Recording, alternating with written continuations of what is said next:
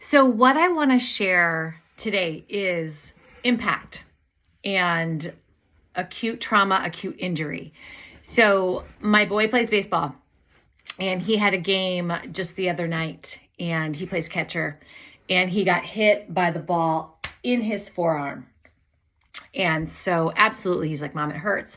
So I wanted to look at it and I wanted to feel at it, knowing that forces come in to the tissue. The tissues absorb the impact and the forces, and how those tissues process or not the impact and the forces, the energy that came into it. So again, not only the tissues, right? The skin, the muscle, the fascia, but even into the bone.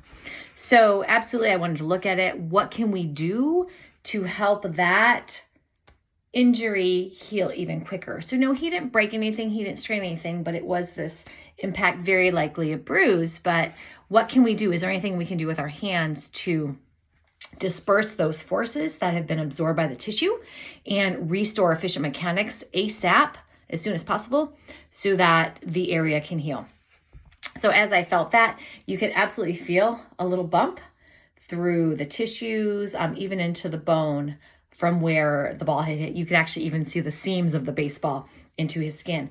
But what I want to share is, again, what our hands can do, what our hands feel with regard to the tissue and what we can do to restore it. So I use a combination, absolutely, of trace and isolation through the Institute of Physical Art, Functional Mobilization, and listening through the Burrell Institute. So as I came onto his arm, I really just went into what's going on with the tissue. And what was most interesting was this feeling of vibration. There was such, and you see my hand here, this is what it was doing, but there was such a vibrational feel to the tissues. And I just felt this injury, it was maybe 2 hours after he did it. So it was still very, very fresh. And what was interesting was I had felt this before in my boy as well, a couple years back when he had a significant impact from hockey. And as I felt him, that this was an impact to the chest, what I felt is I put my hands on his chest where I saw impact come in, impact into the boards, such vibrational residue, if you will, from the trauma impact that came into the tissues. So just so very interesting to feel. And again, the more our hands become sensitive and attuned to feel those subtleties, you'll start to feel just the various forces and just the residue of the energies from the forces that came into the tissue. So with him, again, trace and isolate, thinking about how that impact came in, the periosteum. I was very, very concerned and interested in the periosteum of the radius and the ulna. He also is a pitcher. I know I'm showing on my left arm.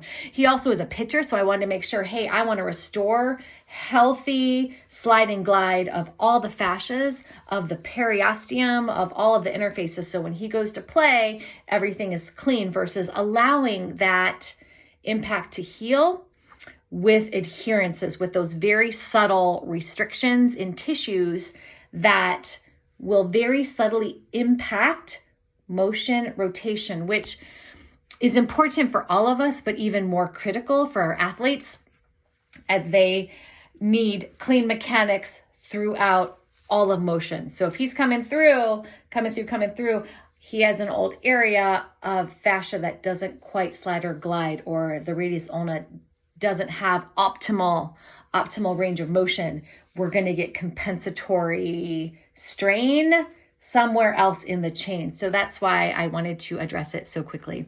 So I did. So I just very nice and easily worked on it. And again, trace and isolate, hard end feel. Absolutely, we had some hard end feel already in the tissues from the impact. So I just nice and easy kind of tease it out. And the analogy I use often is a knot in a fine necklace. And sometimes it's very specific. Here's where I need to mobilize it. Or sometimes I need to tease it out. And especially in this very acute setting. And again, the bone integrity itself was intact. Again, we weren't involving a joint because it was along the long bone. So it was more very light finesse work of just supporting the tissues, decompressing, elongating. There was a rotational component as well. So I had both hands working through the long bones of the forearm to kind of trace and isolate, listen and follow, to decompress, restore elasticity.